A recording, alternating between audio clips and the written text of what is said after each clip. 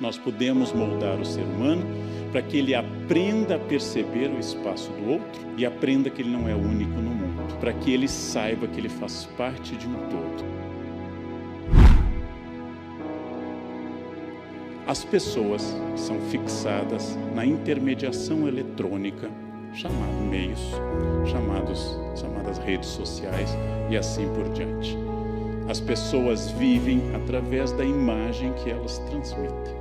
Eu não estou entrando naquela discussão que, quando eu era jovem, um autor da minha geração, Erich Fromm, dizia bastante: ter ou ser, publicar ou existir. Não é mais superficial quem publica mais fotos ou menos. Apenas talvez tenha mais tempo, seja mais carente. Mas a grande diferença está em que eu suponho que isto seja viver. Eu suponho que esta imagem seja eu. Como eu escrevi num artigo para o Estadão sobre a moça australiana que abandonou as redes depois de anos fotografando. E para fazer uma foto zen na beira da praia, ela passou horas e horas testando o melhor ângulo. O mundo líquido dissolveu fronteiras. O mundo líquido tornou os valores relativos e introduziu a incerteza entre nós. Ninguém mais tem muitas certezas. Ninguém mais tem uma clareza sobre as coisas. Ninguém mais consegue dizer assertivamente o que é certo e o que é errado. E a identidade de todas as pessoas, farmacêuticos inclusive, médicos, professores e advogados, ela se torna líquida também. Essas identidades eram claras no passado. O simples uso do guarda-pó ou do jaleco, o simples uso de um avental caracterizava uma pessoa. Hoje tudo tem que ser conquistado.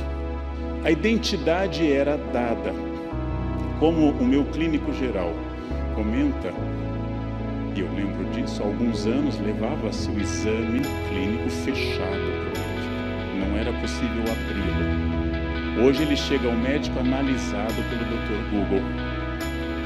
Você chega lá e diz: doutor, eu estou com HDL alto. Aí meu médico, o Dr. Jair Vidal, diz: o que você recomenda nestes casos, né? Porque as pessoas começaram, inclusive, a ler bula, extraordinário. Elas começaram a ler, eu já não posso mais, a presbiopia não permite, mas elas começaram a ler bula. A identidade é um problema. Identidade de tudo, de absolutamente tudo. Essa identidade tem apenas uma questão que não mudou, mas se intensificou e com a qual nós medimos hoje a capacidade de uma pessoa, que é seu poder de consumo. Não há nada mais depressivo do que não poder consumir. Zygmunt Bauman sugere num livro, 44 cartas, que as lojas, isso é particularmente importante para a área dos senhores, que as lojas deveriam se chamar farmácias, porque elas são a solução para diversos males, como depressão, angústia, etc. As lojas deveriam ter uma identificação farmacêutica. E de acordo com a quantidade de gastos, nós poderíamos botar uma tarja preta. Por exemplo, essa loja é só para casos graves. A ideia do Zygmunt Bauman. Eu acabei de ver uma enquete num jornal na hora do almoço, de pessoas dizendo que compras relaxam, que comprar deixa a pessoa feliz. O elemento redentor é o consumo. Hoje nós consumimos mais do que nunca, com problemas ecológicos, psicológicos e também financeiros. O Brasil é uma nação, por exemplo, profundamente endividada, especialmente em determinadas categorias sociais. E é muito importante pensar que quando eu chego a este ponto, eu passo a confundir o fim de um mundo com o fim do mundo. Todas as pessoas mais velhas estão achando que o mundo está acabando, porque elas não se adaptam mais a isso. Observem num shopping, observem num prédio, a entrada da escada rolante. O mais velho vai ter 1 minuto de dúvida. Ele mira a escada rolante. Ele se aproxima e dá um pulo, porque ele tem medo da escada rolante. Aquela coisa engole gente, porque ele viu surgir aquilo. Os jovens entram. De fato, a escada rolante provoca problemas, às vezes, mas o medo é um sinal de idade. Aquela dúvida na hora de um celular novo, o jovem começa a fuçar. E o mais mais velho ficou olhando, por que eu troquei o outro? Eu sabia tudo onde estava. Né? Quando eu começo a não ter mais significados no meu mundo, eu começo a estranhar, por exemplo, a necessidade atual, imperativa, profunda de ser feliz. Todos devem sorrir nas fotos. Fotos de pessoas mais velhas, 50 anos, ninguém sorri. Não era de bom tom um profissional, por exemplo, tirar uma foto sorrindo. A felicidade é obrigatória. Essa liquidez, gente, atinge em particular os valores. Os valores hoje são difíceis de serem transmitidos. É difícil você permanecer na sua fila quando o acostamento está tomado de pessoas. É difícil estabelecer essa linha entre certo e errado. E pela primeira vez na vida, numa prova seletiva de concurso de ingresso de pós, eu tirei a prova de um aluno que estava colando e ele dizia, não, professor, é o meu jeito de estudar. Eu disse, não, mas isso é estelionato, isso é fraude, isso é um 7-1, isso é... Dei uma série de... Não, eu sempre estudo assim com papel. Eu disse, não, mas isso é cola. Não, mas é o meu jeito. Não existe mais um valor de dizer simplesmente que se a prova é sem consulta, implica dizer sem consulta. E que ele está tomando uma vantagem sobre os outros. Ou seja, os valores não é simples. Os alunos colavam e sempre colaram. Sempre colaram. Mas há 50 anos, quando alguém era pego colando, ele sabia que tinha feito algo errado. Ele tinha raiva, ele foi pego num delito. E hoje é difícil dizer. Sim, mas você vai fumar nesse lugar que é proibido?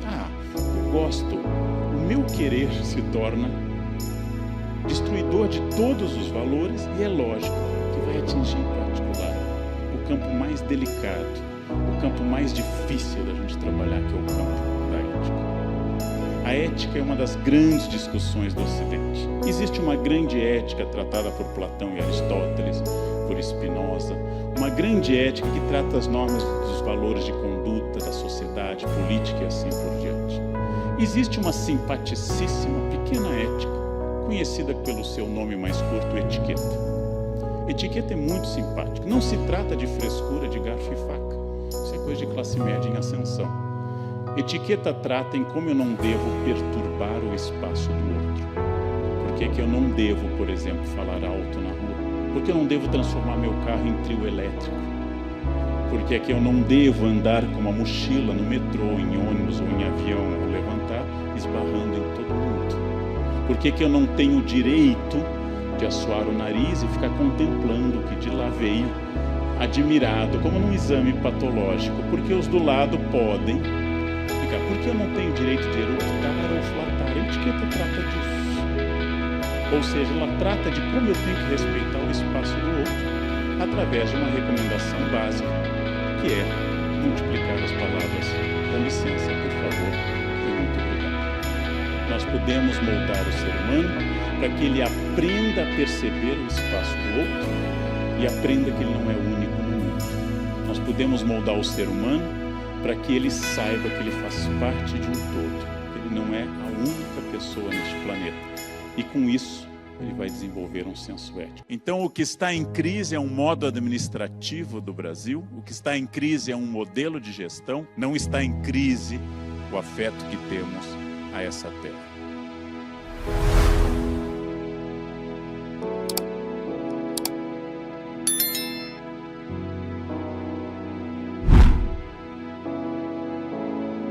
Há 30 anos, eu falava de ética para ambientes universitários. Uma das alegrias dessa fase da minha existência é que eu estou cada vez mais falando para pessoas de empresas, de organismos governamentais, de associações. Tenho tido tal confiança no crescimento do debate ético no Brasil, novo em vários sentidos, que dou palestras sobre ética em Brasília, para os senhores e as senhoras saberem o ponto que eu cheguei. Falo de ética em Brasília, realmente. E acredito que, ao contrário do que possa parecer, estamos num momento especial em que o Brasil inteiro está sensibilizado pelo tema ética. Porque se é verdade que a corrupção é histórica, endêmica e estrutural no Brasil, a preocupação social com seus efeitos é muito recente. É muito recente. estávamos mais ou menos acostumados que a corrupção fosse e funcionasse dentro de determinados padrões. Porque se a crise econômica é grave, nós já atravessamos outras graves. A década que vai de 1981 a 1992, essa década perdida, proporcionalmente o desemprego, acompanhado de altos índices de inflação. Nossa inflação está mais ou menos sob controle, já tivemos inflações de 84% ao mês. A grande questão que talvez nos abale nesse momento é que nós temos poucas perspectivas políticas. Nunca devemos confundir o governo do Brasil com o Brasil. Nunca devemos confundir os políticos com o Brasil. Então, o que está em crise é um modo administrativo do Brasil, o que está em crise é um modelo de gestão, não está em crise a ideia de pátria, nem a ideia de sociedade brasileira. Não está em crise o afeto que temos a essa terra. Como eu disse, não gosto do nacionalismo como provocador de guerras, não gosto do nacionalismo que me diga que eu sou superior a um francês, ou a um paraguaio, ou inferior a um americano. Quero a minha casa, como diz Gandhi, aberta aos ventos do país, de todos os países, mas sou brasileiro. Não temos muito para onde olhar e há um esvaziamento de esperança, nível mais baixo de confiança. O Brasil está no Congresso. E isso é terrível para o Brasil. É terrível para nós, porque a política é a solução do problema. Os gregos consideravam que o exercício da administração da polis, a política, era a essência daquilo que Aristóteles, nos chamando de animais políticos, também lembrava que em grego a palavra para quem não se interessa por política, ela é surpreendente para nós, a palavra grega é idiota. Idiota é o ser que não se interessa por política. A política é essencial para nós, ela está presente em todos os lugares, e o atual isolamento estimulado por meios eletrônicos, por redes sociais, por aparelhos. Esse fato de que nós vamos nos isolando nos nossos aparelhos, ele é também perigoso, na medida que o individualismo nos faz crer como consciências autônomas. Vivemos em sociedade, somos zoon politikon, somos animais políticos. Vivemos em grupo, não somos isolados, somos pessoas que temos que achar uma solução em grupo. E essa solução, naturalmente, parte de comunicação. Ninguém mais ouve a ninguém mais diz e o outro escuta. Como disse o repórter da época ao me entrevistar, nós temos um país hoje, a ideia dele não minha, onde nós começamos pela conclusão e não pelos argumentos. Ao classificar alguém de petralha ou coxinha, eu encerro qualquer argumentação e passo a dizer e a esquecer que no fundo, bem no fundo, lá no fundo, um petralha e um coxinha são brasileiros. Bem no fundo. E nós temos que entender que crise é um conceito passageiro, um termo médico grego da medicina hipocrática.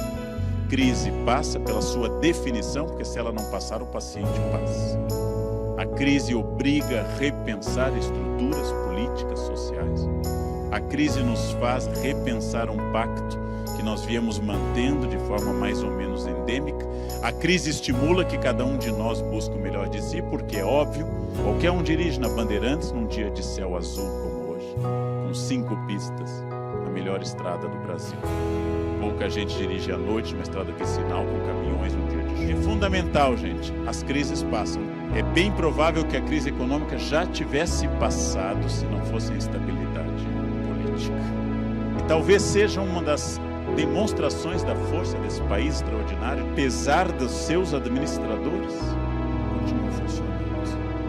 Nada mais evidente de que a empresa é sólida do que ter administradores insanos e ela continua funcionando. E ela funciona porque as senhoras e os senhores, como eu, continuamos acordando cedo e cumprindo o nosso dever. Ela funciona porque, como se dizia sempre, eu devo amar ao país, mesmo quando ele não merece esse amor, especialmente quando ele não merece este amor. A Iena Hard dizia, como pessimista, através do seu bordão, ó vida, ó céus, ó azar, que tudo poderia dar errado. E quem acompanhava seus desenhos lembra que tudo dava errado. Logo, ela não era histérica, ela era realista. ela não inventava dramas, ela reconhecia a chance matemática desses dramas ocorrerem. E todas suas profecias de desgraças ocorriam. É preciso, para planejar na minha empresa, no meu partido, na minha escola, no meu quartel, eu preciso de um pessimista. Porque o pessimista traz a luz da realidade. O pessimista indica para todos que não dá para melhorar sempre 100%, que o fator humano é instável, que a conjuntura econômica é maleável. É preciso ter um pessimista na equipe, mas no máximo um. No máximo, que é o que a gente aguenta. E como ele já existe sempre em qualquer equipe, não é necessário contratar. Não é necessário contratar. Mas ouçam aos pessimistas meu conselho. Ouçam a todos os pessimistas que dizem cuidado, pode dar errado, cuidado, o mercado não é tão fácil, cuidado, as ordens vão ser mal interpretadas. E tudo isso é verdade. A hiena está dizendo a seu amigo Lipe que o continente está distante, que a desidratação é inevitável, que a insolação é certa, que a vela é ridícula e o remo é inútil. E em tudo a hiena está correta. Mas observem, senhoras e senhores, que como todo pessimista, ela não está fazendo sêmen algum, não dá para dizer de outra forma. E aqui uma indicação muito clara, gente. Temos que ter um pessimista na equipe, temos que ouvi-lo, temos que levar em conta os riscos. Mas para trabalhar, para resolver, temos que agradecer a presença dele, convidá-lo a se retirar e agir só com os otimistas. O Brasil foi feito por otimistas. Essa pátria cresceu com otimistas, com trabalhadores otimistas. O primeiro problema da ética, que é o imperativo categórico da necessidade e o imperativo do valor ético. O imperativo do valor ético é o imperativo abstrato e futuro. Nosso cérebro é treinado, segundo os neurocientistas, para o prazer imediato, que me leva a preferir a comida gordurosa, a comida saudável, que me leva a preferir o que me dá prazer agora do que me dá o prazer. Às vezes imperativos são sociológicos, eu vou fazer porque todo mundo faz. Às vezes são históricos, eu vou fazer porque sempre foi assim. Às vezes são simplesmente individuais, eu vou fazer porque eu me dou. Sejam sociológicos, históricos ou individuais, eles se tornam imperativos categóricos contra um valor abstrato. Em filosofia, diferente de moral, moral nos ensina a fazer o certo e errado porque Deus determinou. Moral é do campo teológico, é uma das possibilidades de entender moral, mas não a única. Em filosofia eu tenho que entender porque algo é errado, mesmo que ninguém saiba. Moral é definido como o cartaz que estava no banheiro da minha escola no interior do Rio Grande do Sul. As freiras colocaram o cartaz Deus te vê no banheiro. A filosofia teria que responder o seguinte: por que algo é errado, mesmo que ninguém te veja ou ninguém te pune? Porque sua consciência é seu juiz e não outro elemento. E aí vem a ética. E como é complicado, moral é muito mais fácil de ensinar do que ética. Moral é anterior à ética, é mais antigo que ética. E provavelmente, segundo Lacan, mais duradouro. Mas a ética faz uma pergunta diferente. Aristóteles tem dezenas de livros, mas um ele decide dedicar ao filho. Ao invés dos outros livros chamados de nomes conceituais, política, retórica, tragédia, ele vai chamar Ética Nicômaco, o nome por coincidência do seu pai e do seu filho. Aristóteles, ao escrever a ética para o filho, nos diz logo no início que a virtude ética é adquirida pelo hábito, ou seja, não nasce conosco, diferente de Platão. Logo ele nos diz: crianças são amorais, são aéticas. Crianças são máquinas de excretar e ingerir. A definição da falta de ética é a não percepção do outro. Cabe à sociedade, aos pais, cabe às autoridades, lentamente, professores, educadores, e mostrando aquele bebê que cresce, que ele não é sozinho no mundo. No momento que eu digo que eu só quero agradar a meu filho e meu aluno, no momento que eu não entendo que a punição e o limite, dentro do que nós concebemos possível de punição, que hoje exclui a punição física, no momento que eu entendo que eu tenho que ensinar limites, eu entendo que a ética pode e deve ser ensinada através de limites que as pessoas não têm por natureza. E todos podemos ter, segundo Aristóteles. todos podemos ter esse limite. Logo, ideia de justiça, apesar de ser um signo aberto, ela tem que incluir a ideia de valores, a balança, e tem que incluir a espada, que é a força. Para Aristóteles, as virtudes não são apenas as tem grau. Excesso de coragem, temeridade, defeito. Falta de coragem, covardia, defeito. Eu tenho que achar o grau justo da coragem. Excesso de calma, preguiça. Falta de calma, ansiedade. Calma é uma virtude que em excesso ou em falta levam aos seus opostos. Excesso de modéstia, pessoa depressiva, sem autoestima. Falta de modéstia, vaidade, soberania. Tudo isso é um equilíbrio que eu tenho que atingir. Excesso de gastos, falta de gastos. Dante condena ao inferno tanto quem desperdiça o dinheiro da família, como quem não usa o dinheiro da família para o bem. Os dois estão no mesmo círculo do inferno, os avaros e os pródigos. Quem desperdiçou tudo que tinha e quem não gastou nada. Nós somos não perfeitos, mas perfectíveis. Perfeito em latim, perfectum, feito até o fim. Ninguém aqui é perfeito porque ninguém morreu. Morrer é a última experiência humana. A crença aristotélica é que eu posso ser moldado, posso crescer. Não existe, Aristóteles não diz isso, mas não existe a síndrome de Gabriela, cravo e canela. Eu nasci assim. Eu sou sempre assim. Gabriela, não existe isso para Aristóteles. Cada um de nós tem uma luta interna para produzir esse senso ético. Cada um de nós tem defeitos e qualidades e eu tenho que tornar meu caráter perfectível. E acima de tudo, um dos campos da ética é a inclusão do meu eu na explicação. Ou sintetizando na forma que minha mãe, de origem alemã, dizia: tudo que começa com eu é problema seu. Uma característica brasileira é excluir seu eu da resposta. O brasileiro não sabe votar. Frase comum. Então você ou não é brasileiro ou você sabe votar. O brasileiro é atrasado. Ou você é pontual ou você é estrangeiro. Você engordou? Não, foi tireoide. Eu tenho tireoide. Todo mundo tem tireoide, gente. Uns com hipertireoidismo, outros com hipotireoidismo. Dê capim para essa tireoide, corra na esteira. Você vai ver que toda tireoide reage da mesma forma. Há problema em ser magro ou gordo? Nenhum, não há nenhum problema ético nisso. O problema que eu estou citando não é a forma do corpo, mas a inclusão do meu eu nisso. Você engordou? Sim, porque eu caio de boca no quindim. Pronto, tranquilo, tranquilo, sem problema nenhum. Estou trazendo à tona a responsabilidade. Uma vida sem ética multiplica os problemas. Como eu digo a um aluno que cola, o tempo que você levou fazendo essa cola é maior do que se tivesse lido o texto. Porque você não segue o caminho reto de ler o texto. Um homem ético é o homem que está no banho, toca o celular e diz à esposa: atende. Olha que homem. Que homem, gente. Seus amigos estão mandando fotos, ela diz: veja o que é, devem ser bromélias, devem ser coisas do gênero. Não é mais fácil seguir o caminho reto? Não é mais fácil dizer a verdade? Não é mais fácil não trair? Não é mais fácil seguir um caminho em que você não precisa esconder as coisas do que ficar enredando e mentindo?